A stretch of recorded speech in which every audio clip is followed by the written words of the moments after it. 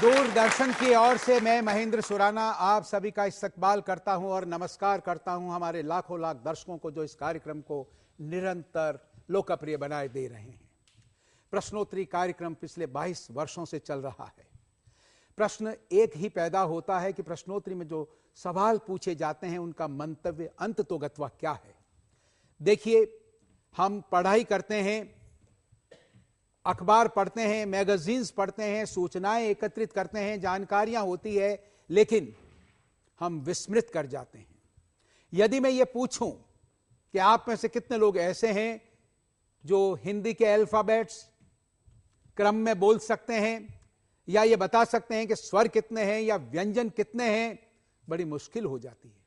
इसका अर्थ यह नहीं कि आपने एलकेजी, केजी या पहली क्लास कोई नकल मार के पास की, आपने पढ़ाई की, आप सब कुछ जानते थे, लेकिन अब उनकी आवश्यकता नहीं रही।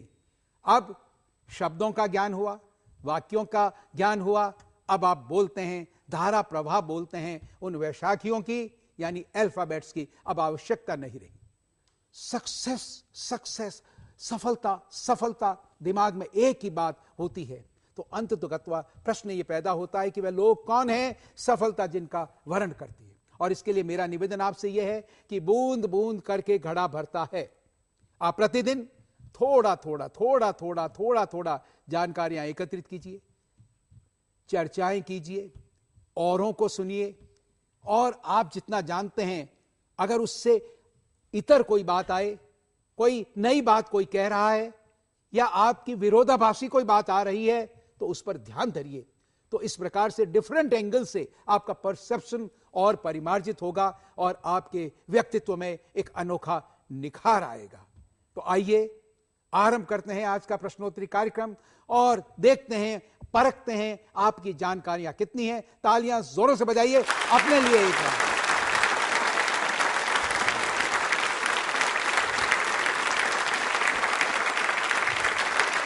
और हमारे दर्शकों को, क्योंकि दर्शक जानने को लालायित रहते हैं कि इतने उत्साही जोशीले ये नौजवान कौन से स्कूल के हैं, तो मैं बता दूं, bright future senior secondary school निर्माण नगर के विद्यार्थी। क्या बात है, क्या बात है। और आज के मेहमान हैं प्रोफेसर वाई.के. शर्मा। आप प्रिंसिपल हैं इस स्कूल के। तो मेरा पहला सवाल, आपको मालूम है कि राजस्थान में निवेश आमंत्रित करने के लिए, इन्वेस्टमेंट को इनवाइट करने के लिए एक बहुत बड़ा आयोजन होने जा रहा है, समिट होने जा रही है। प्रधानमंत्री जी जिसका उद्घाटन करने वाले हैं, आपको यह बताना है उस समिट का नाम क्या है और कौन सी तारीख को वो समिट आयोजित होने जा रही है। बड़ा ही सरल, बताइए और जीतिए पुरस्कार। कुछ लोग साइलेंट हैं, आवाज देने से नहीं आते। जी बोलिए आप। Resurgent Rajasthan investor summit 2015। Resurgent Rajasthan, resurgent Rajasthan.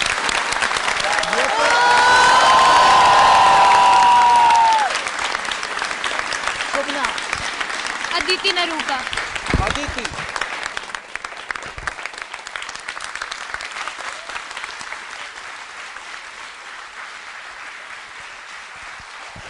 Resurgent Rajasthan investment summit 2015, resurgent Rajasthan partnership summit 2015 and popularly known as resurgent Rajasthan. तो अब तो जबरदस्त तरीके से इन्वेस्टमेंट आएगा। तालियां जोरों से बजाइए इन सभी के लिए आप।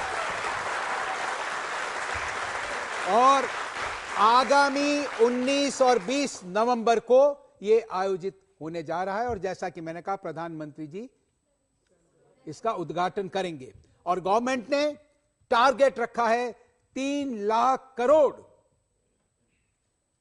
रुपयों का इन्वेस्टमेंट होना चाहिए।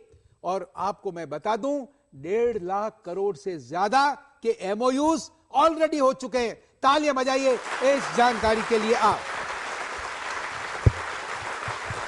अगला सवाल, हम आपको पेरिस फ्रांस की राजधानी, उसके बाहर, पेरिस के बाहर रेलवे स्टेशन पर एक भीड़ जो नृत्य कर रही है उसका दृश्य दिखा रहे हैं।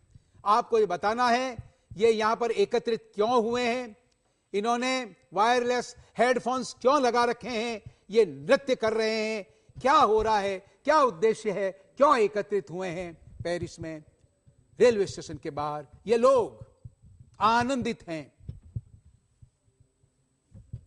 देखा आपने फोटो, अब ये बताइए क्यों, क्या उद्देश्य।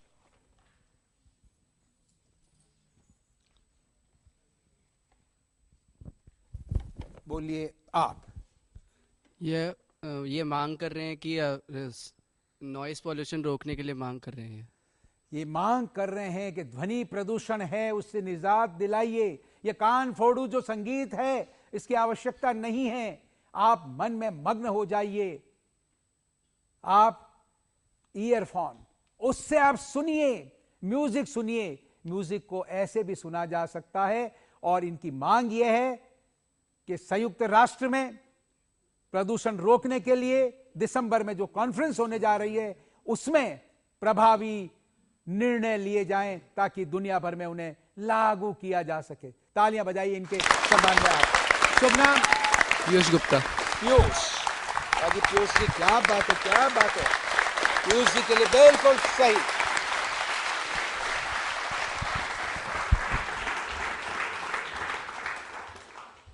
देखिए, सरकार प्रयास कर रही है कि हर व्यक्ति हवाई यात्रा कर सके।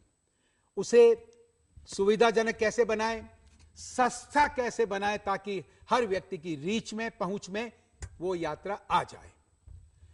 कई जगह डिस्टेंसेस बहुत होते हैं, कई जगह बहुत कम डिस्टेंस होता है, कई तरह के रिकॉर्ड्स होते हैं। मेरा सवाल यह है, आपको यह बताना है कि वो डेस्टिनेशन कौन सा है, वो जगह कौन सी है जिसमें दुनिया भर में सबसे कम समय लगता है उस हवाई यात्रा में। आपको डेस्टिनेशन बताना है, आपको उसके लिए निर्धारित समय कितना है वो बताना है और जीतना है पुरस्कार। यस। स्कॉटलैंड के ऑर्किन द्वीप के पास वेस्ट्रे तथा पापा पेस्ट्रे के द्वीप के वाह मध्य। वाह वाह वाह, वेस्ट्रे और पापा पेस्ट्रे, ये दो द्वीप हैं, उनके बीच में क्या बात है। शुभ नाम आपका? नेहा। नेहा जी, क्या बात है, वाह, कमाल कमाल कमाल। बस बस,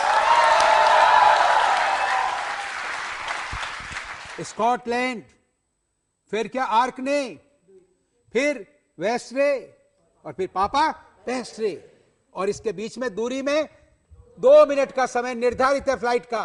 और अगर हवा अनुकूल हो 40 से, वाह, सभी जानते हैं, वाह। आप अपने लिए तालियां बजाओ सर, चलिए चलिए, जोरदार तरीके से, क्या बात है।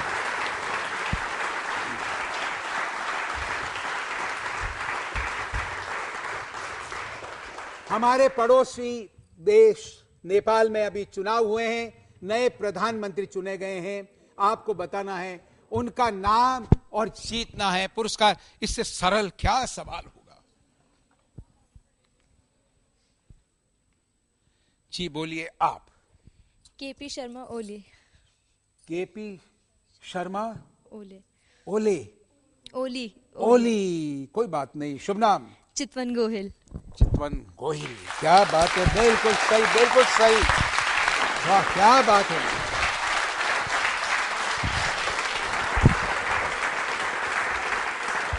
वैसे केपी शर्मा ओली और खड्ग प्रसाद शर्मा ओली, ये उनका पूरा नाम है। तालियां एक बार और बजा दीजिए, बजाई दीजिए।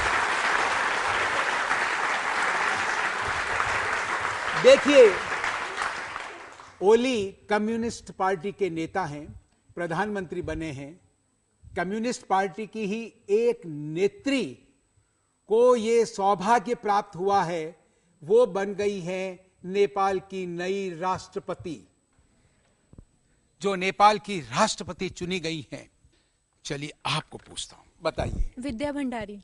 विद्या भंडारी, पूरा नाम? विद्या देवी भंडारी। विद्या देवी भंडारी। आमतौर पर देवी इस प्रकार से लगता है ना, लेकिन आपने कहा विद्या भंडारी, बस कह दिया आपको। हाँ, और फिर आपने कहा मैटर इज ओवर। नहीं, शुभ नाम? निकिता शर्मा। निकिता जी, तालियां जोरों से बजाइए निकिता जी के लिए, तालियां जोरों से।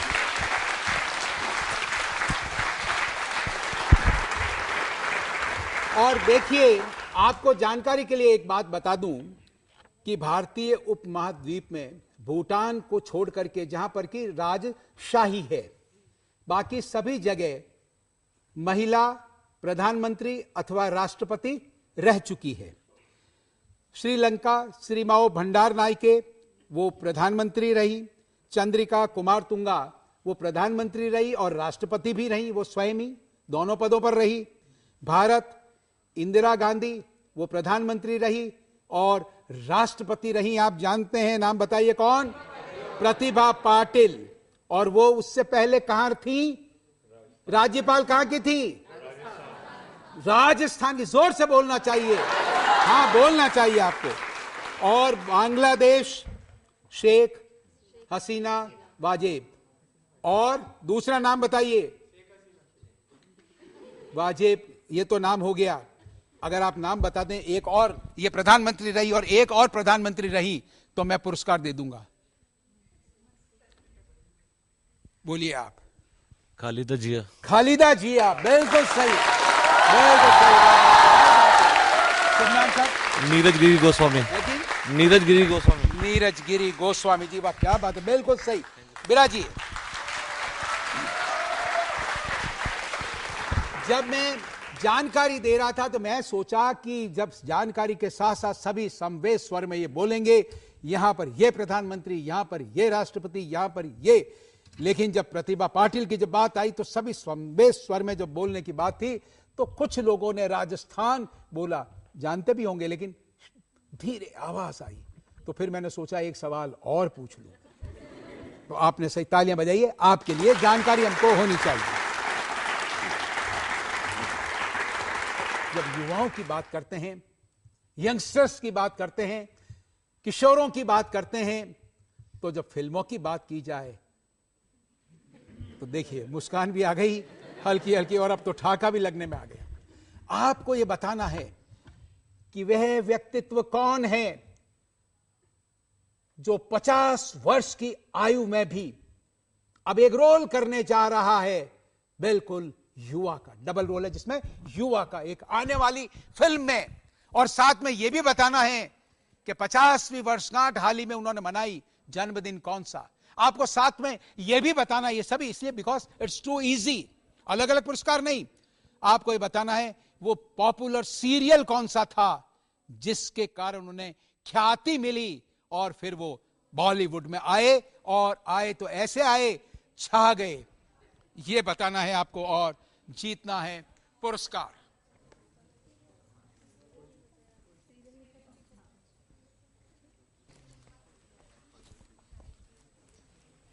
बोलिए आप। सर शाहरुख खान, फिल्म का नाम फैन और वो सीरियल का नाम सर्कस। सर्कस, चलिए पुरस्कार तो आपको दे देता हूं। शुभ नाम क्या आपका? आयुषी खंडेलवाल। आयुषी खंडेलवाल, चलिए आपको पुरस्कार तो दे देता हूं। शाहरुख खान, अब बताइए वो पॉपुलर सीरियल का नाम, वो बताइए और जीतिए पुरस्कार। बोलिए आप, खड़े होइए। सीरियल का नाम फौजी। फौजी, बिल्कुल सही। शुभ नाम आपका? पीयूष सैनी जी, पीयूष सैनी। पीयूष जी बिल्कुल सही। तालियां जोरों से बजनी चाहिए इन सभी के लिए। आइए रूबरू कराते हैं उस कलाकार की एक्टिंग से आपको। तालियां जोरों से बजाएं उनके सम्मान में। आप नहीं जानता है जमाने को ये दिल, नहीं मानता है नहीं और कोई, फकत इश्क है वो जो आशिक की नजरों को पहचानता है, जो आशिक की नजरों को पहचानता है।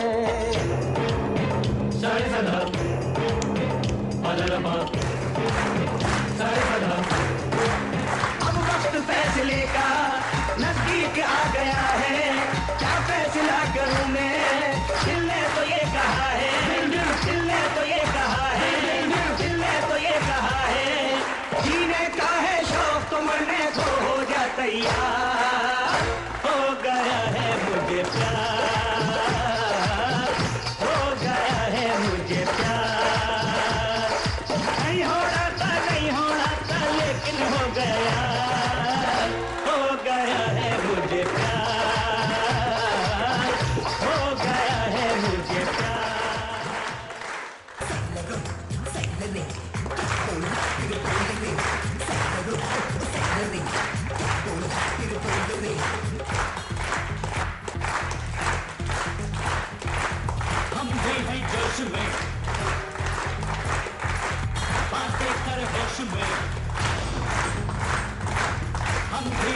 होश में, बातें कर होश में, यूं ना आंखें दिखा। तेरे जैसे तेरा इरादा क्या है बता। जा रे यहाँ ना आ रे, न हमसे करना कोई खता।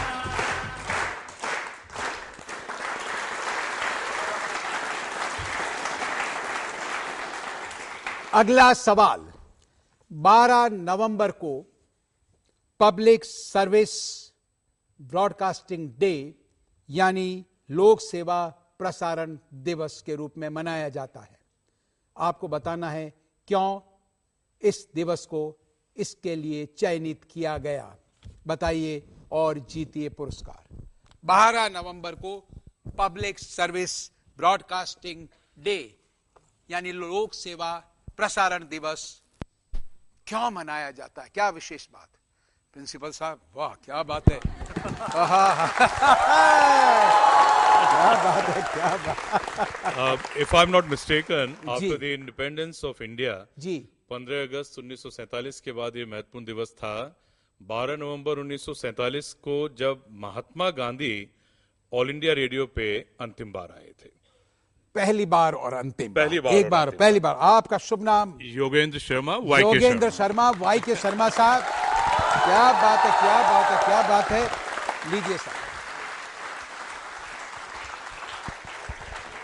आपका नाम मैंने इसलिए पूछा क्योंकि हमारे दर्शक अन्यथा सोचते कि इस बार मैंने नाम क्यों नहीं पूछा, क्योंकि अभी तक मैंने आपको इंट्रोड्यूस नहीं करवाया था, आपका जिक्र किया था कि मेहमान के रूप में आप पधारे हैं और आपसे मैं बात करूंगा। आपने बिल्कुल सही उत्तर दिया। 12 नवंबर 1947 को ऑल इंडिया रेडियो पर महात्मा गांधी पहली और अंतिम बार पधारे और उन्होंने जो बात कही माइक्रोफोन पर नई दिल्ली में, मैं उसको उस कोटेशन को मैं आपको पढ़ रहा हूं, आप उसको देखें। बापू ने इस अवसर पर कहा, मैं आकाशवाणी में भगवान की आवाज और ईश्वर का वास देखता हूं। ये जादुई शक्ति है। सम्मान में राष्ट्रपिता के तालियां जोरों से बजाइए आप, और तालियां बजाइए वाई के शर्मा साहब के लिए। क्या बात है।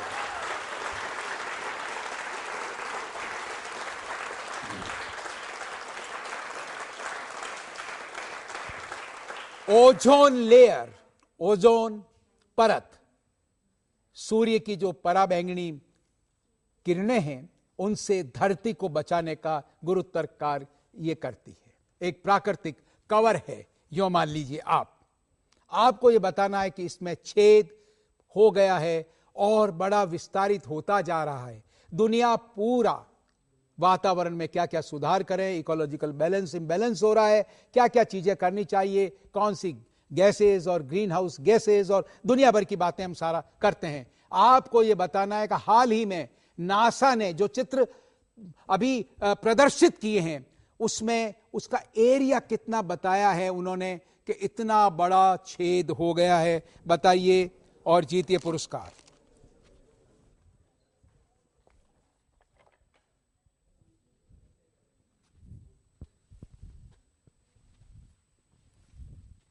आप बताओ sir. 2 crore 82 lakh square kilometre. शुभ नाम क्या आपका? सर दीपिका। तालियां बजाइए दीपिका जी के लिए जोरदार तरीके से।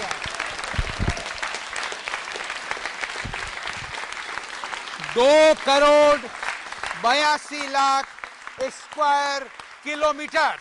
और ये जो नॉर्थ अमेरिका है उससे भी ज्यादा, और नॉर्थ अमेरिका का एरिया कितना अगर कोई बता दे तो एक पुरस्कार और। चलिए पूछा मैंने आपको? नहीं पूछा पहले जी। 2 करोड़ 47 लाख 9,000 वर्ग किलोमीटर। वाह, तालियां बजवा दो साहब जोरदार। क्या नाम है, क्या नाम है? भारती शर्मा। प्राची? भारती। वाह भारती शर्मा, क्या बात है भारती। तालियां जोरों से बजाइए, जोरदार तालियां।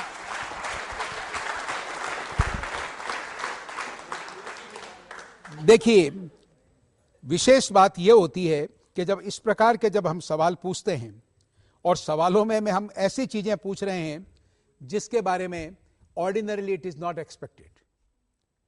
मैंने प्रश्न ये पूछा था और आमतौर पर सुर्खियों में ये चीज आई, और उसके अंदर ये हुआ कि जो नॉर्थ अमेरिका है उसका जो क्षेत्रफल है उससे ज्यादा क्षेत्रफल हो गया है, ये जो छेद हो गया उसका। और ये ऑल टाइम हाई नहीं है, ये 4 बार ऐसी स्थितियां बनी हैं जब बड़े बड़े छेद हुए। अब तो ये कम हो रहा है, थोड़ा बीच में कम भी हुआ है, लेकिन अमेरिका का कितना है, यानी नॉर्थ अमेरिका का कितना है, यह भी उसमें दिया हुआ था। और उसको पढ़ लेना, और पढ़ करके आपने बताया 2,47,00,000, और आप तो आगे मीटर्स में भी चलेगी, एग्जैक्टनेस में बताया इतना वर्ग किलोमीटर। तालियां बजाइए, जानकारी श्लाघनीय है आपकी।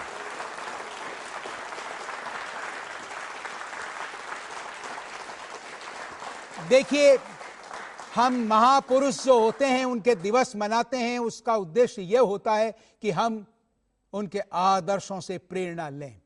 आपको यह बताना है 31 अक्टूबर कौन महापुरुष और उनके जन्मदिन को किस दिवस के रूप में मनाया गया। आपको यह भी बताना है महापुरुष का नाम और किस रूप में, यह भी बताना है, और जीतना है पुरस्कार।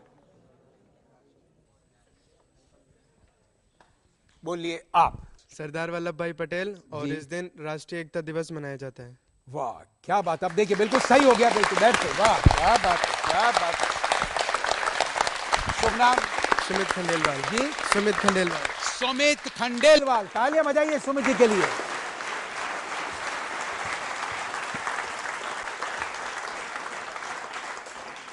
एक सरल सवाल मैं और पूछ रहा हूं।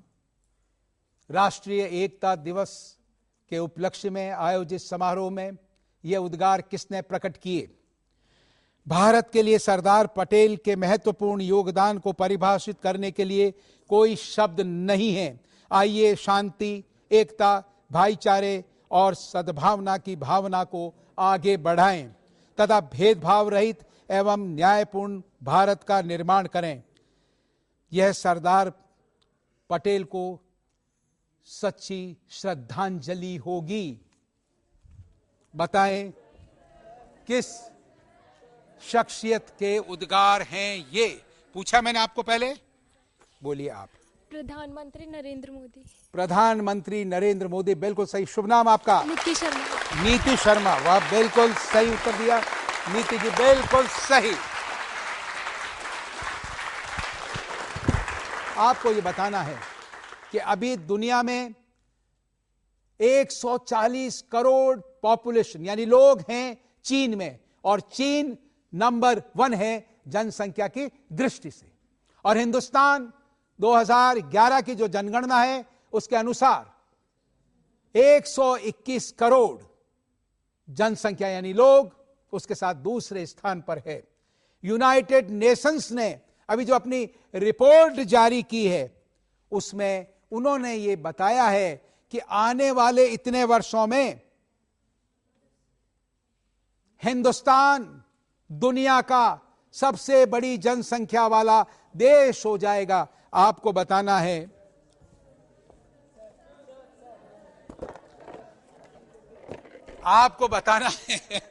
कितने वर्षों में उन्होंने ये संभावना प्रकट की है, बताइए, और जीतिए पुरस्कार।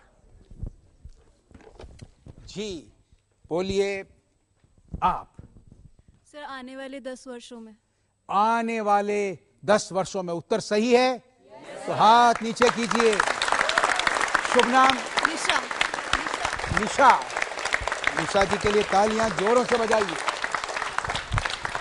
और इसी से जुड़ा हुआ एक सवाल, अभी चीन की जो जनसंख्या नीति है, पॉपुलेशन पॉलिसी, 1979 से जो लागू है कि एक दंपति के एक बच्चा ही हो सकता है एज ए रूल, उसमें परिवर्तन का निर्णय लिया गया है। और चीन के जो राष्ट्रपति जी हैं मिस्टर शी, उनके नेतृत्व में उनकी अध्यक्षता में बैठक हुई। आपको यह बताना है अब उन्होंने क्या प्रस्तावित किया है ये बताइए और जीतिए पुरस्कार। जी खड़ी होइए आप। 2 child policy. कितने? 2. 2 चाइल्ड यानी 2 बच्चे एक दंपति को हो सकते हैं। शुभ नाम? दीपांशी मैन. दीपांशी मैन, बिल्कुल सही उत्तर, तालियां जोरों से बजाइए।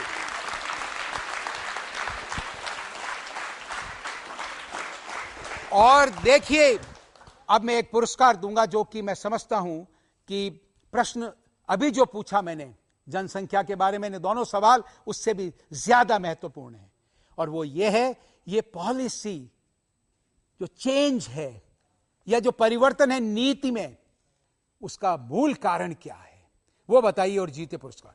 यस मैम, बोलिए आप।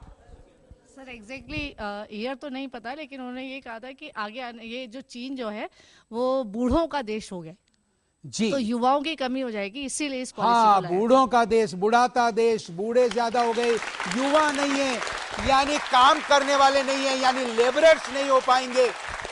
आपका शुभ नाम? वंदिता गुप्ता। वंदना, वंदिता गुप्ता, जोरदार तालियां वंदिता जी के लिए, जोरदार तालियां।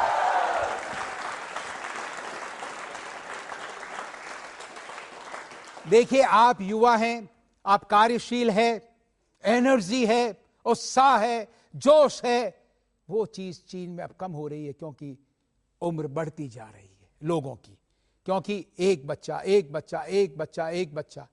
ठीक है, तो अब यह निर्णय लिया गया, व्यावहारिकता के आधार पर मजबूर हुई है सरकार और यह निर्णय लिया गया। तालियां बजाइए मैम के लिए और आप सभी के लिए।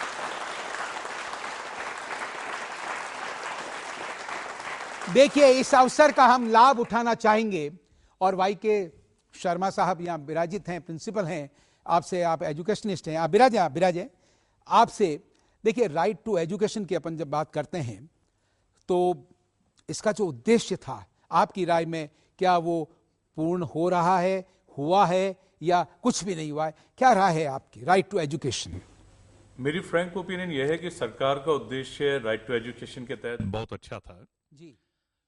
उद्देश्य अभी भी पूरा होगा, सरकार का इसमें दो राय नहीं है जी। लेकिन वर्ष 2009 में जब इसका चलन हुआ या इसको प्रारंभ किया गया जी, तो केंद्र सरकार ने इसकी शुरुआत सारे राज्यों को डायरेक्शन देके की जी। राजस्थान ने भी 2011 में इसका विधिवत इंप्लीमेंटेशन किया जी। कुछ पॉलिसीज अच्छी हैं जिसके तहत अभावग्रस्त बच्चों को या जो पिछड़ी जाति के हैं, पिछड़े लोग हैं जी, उनको आगे लाने के लिए, शिक्षा देने के लिए सरकार ने पहल की है जी। प्राइवेट स्कूल, जो कि स्वाभाविक रूप से अब तक ये माना गया है जी कि सरकारी स्कूलों के माध्यम की तुलना में काफी अच्छा एक शिक्षा प्रसार का कार्य कर रहे हैं जी, तो इन अभावग्रस्त बच्चों को भी इन स्कूलों में दाखिला मिल सके जी। इसके तहत 25% बच्चों के लिए सीटें सुरक्षित की गई। जी। राजस्थान में अब केंद्रीयकृत तरीके से एडमिशन पॉलिसी खास करके जयपुर डिस्ट्रिक्ट में है जी। दुर्भाग्य एक ही बात का जो मुझे महसूस होता है जी कि एक तो समय के ऊपर ये एडमिशन नहीं हो पाते जी, जो पॉलिसी उसके तहत बार बार डेट एक्सटेंड होती है जी, और ये बच्चे जब स्कूल में आते हैं जी, तब तक काफी कुछ कोर्स खास करके इंग्लिश मीडियम स्कूल्स में कंप्लीट हो जाता है जी। और दूसरा प्राइवेट स्कूलों की अपनी सीमाएं हैं जी, और उस सीमा के तहत इनको जो पुनर्भरण होता है राशि का जी, वो इतना लंबा प्रोसेस है जिसके तहत प्राइवेट स्कूल भी अपनी इस दुविधा में रहते हैं। अब अंततोगत्वा यदि पॉलिसी सरकार की और व्यवहारिक तौर पे जो संस्थाएं हैं जी, उनके बीच अच्छा तालमेल हो, एक उद्देश्य जो है उस उद्देश्य के तहत ये कार्य किया जाए जी, तो ये सफल अवश्य होगा, अन्यथा इसमें रोड़े आएंगे। Thank you, thank you, thank you very much, thank you.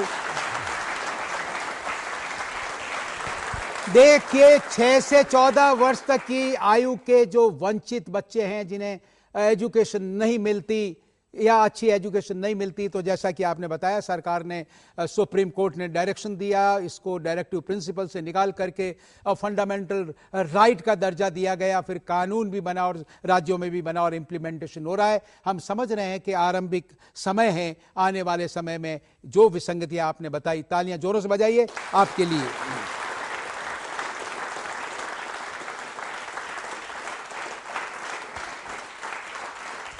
एक छोटा सा सवाल, अलग अलग प्रकार की मान्यताएं होती है और दीपावली के अवसर पर एक राजस्थान में परंपरा है, बड़ी विशिष्ट है, बड़ी विचित्र सी लगती है कि आमतौर पर एक ऐसा पशु है जिसका इंतजार किया जाता है, उसके लिए बिस्तर रेशम के बिछाए जाते हैं, खीर बनाई जाती है और बड़ी खुशी होती है। समझते हैं कि लक्ष्मी जी ने हमारी खीर को स्वीकार कर लिया, अगर आकर के वो पशु खा लेता है पूरी की पूरी। आपको बताना है, 2 सवाल मैं छोटे छोटे ले लेता हूं, आपको बताना। जी बोलिए मैम। आप? सर बिल्ली।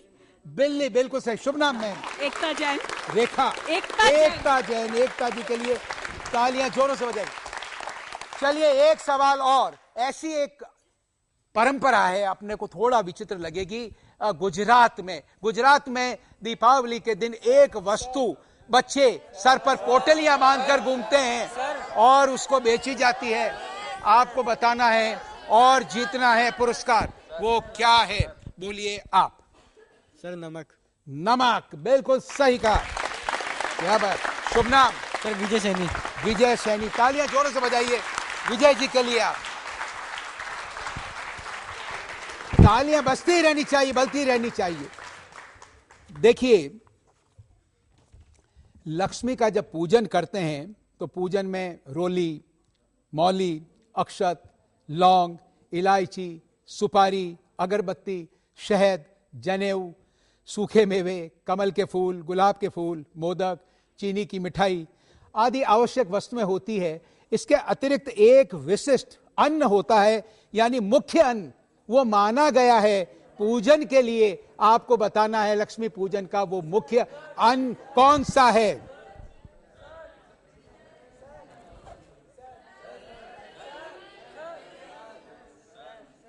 बोलिए आप।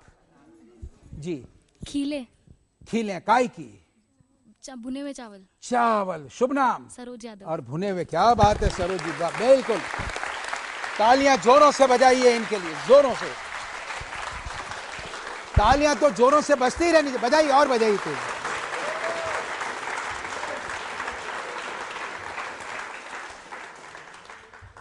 देखिए, जयपुर की जब बात करते हैं तो ज्वेलरी के लिए दुनिया में विख्यात है, और विशेष रूप से जड़ाऊ ज्वेलरी की जब बात करते हैं तो सबसे अधिक वो प्रसिद्ध है, तो कुंदन मीना उसे कहा जाता है, जड़ाऊ आभूषण। आपको ये बताना है कुंदन और मीना किसे कहते हैं? वेरी सिंपल, कुंदन और मीना। बच्चे बताएंगे, ये तो मेरे ख्याल से बच्चों से पूछ लूं। कुंदन और मीना, बोलिए आप। ये 24 कैरेट शुद्ध सोना होता है। क्या? और ये बहुत नहीं, नरम। ये कौन सा? कुंदन। कुंदन। तो ये बताइए कि कुंदन जो है 24 कैरेट शुद्ध सोना होता है, ठीक है? और ये दूसरा मत बोलिए।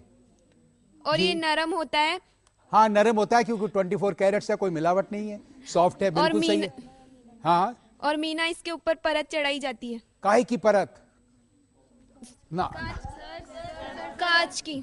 कांच। कौन सा कांच? नीले कांच की। नीला कांच, पीला कांच, रंगीन कांच, उसको रंगीन पिघला कांच। कर करके, है ना? तो ये रंगीन तो अब कांच। आपको अड़ोस पड़ोस से भी कह रहे हैं, मैं भी थोड़ा बोल रहा हूँ, सबकी मदद भी आपको मिल रही है, फिर आप मोटे रूप से बोल रही हैं। शुभ नाम क्या आपका? पूजा कंवर। पूजा जी। अब आप पूजा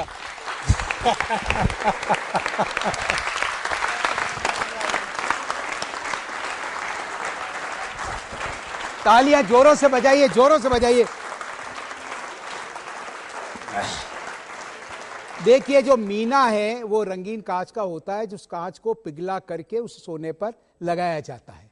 और जैसा कि आपने कहा कुंदन, कुंदन का मतलब जैसे कहते हैं कुंदन जैसा तपा हुआ, यानी 20 पूरा शुद्ध, यानी 24 कैरेट्स, इसलिए वो सॉफ्ट होता है।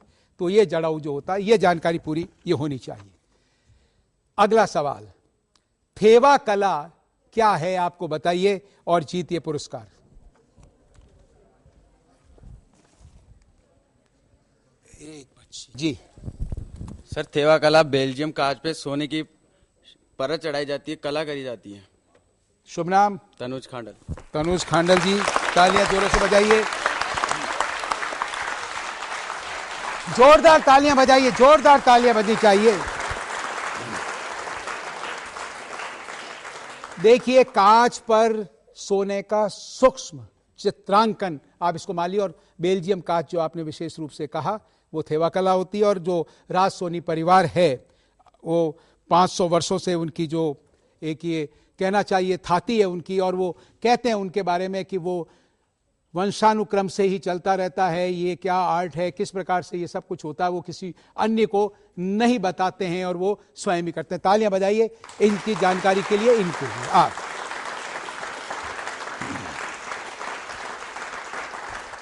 देखिए, आपको एक चित्र दिखा रहे हैं, आप एक चित्र देखें और मैं फिर पूछूंगा आपसे सवाल।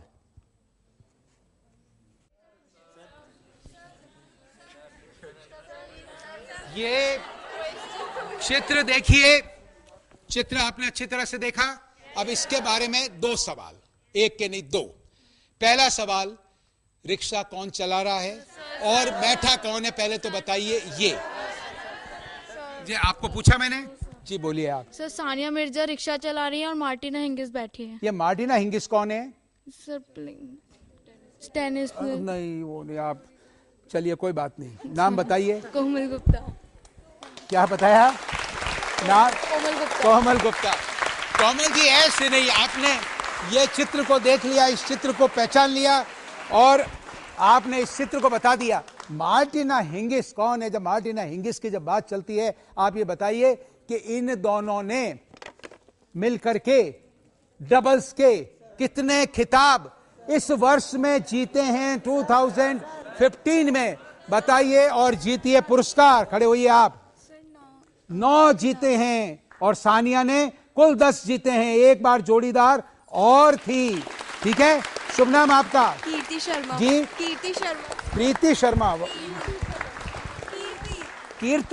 कीर्ति शर्मा। कीर्ति जी के लिए तालियां जोरों से बजाइए आप।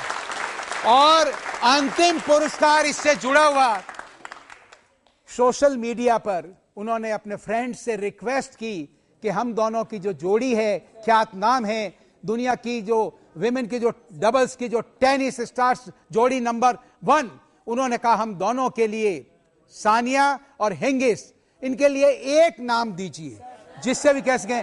वो नाम क्या था बताइए और जीतिए पुरस्कार। बताइए और जीतिए पुरस्कार। सेंटिना। सेंटिना इज द करेक्ट आंसर। बिल्कुल सही। शुभ नाम? सुरेंद्र गियाड़। सुरेंद्र। वाह, क्या बात है, तालियां जोरों से बजाइए सर।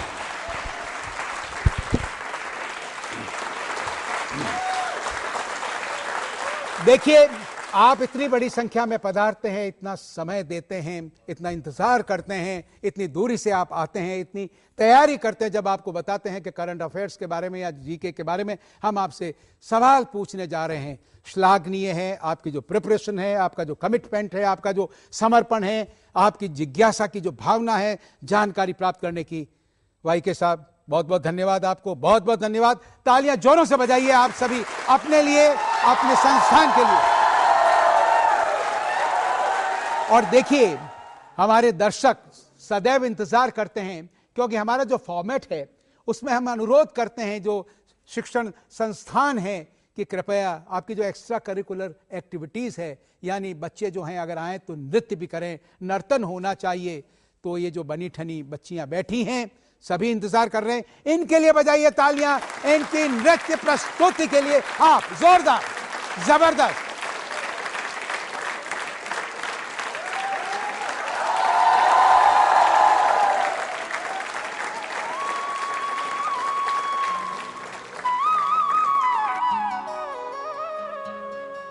वाह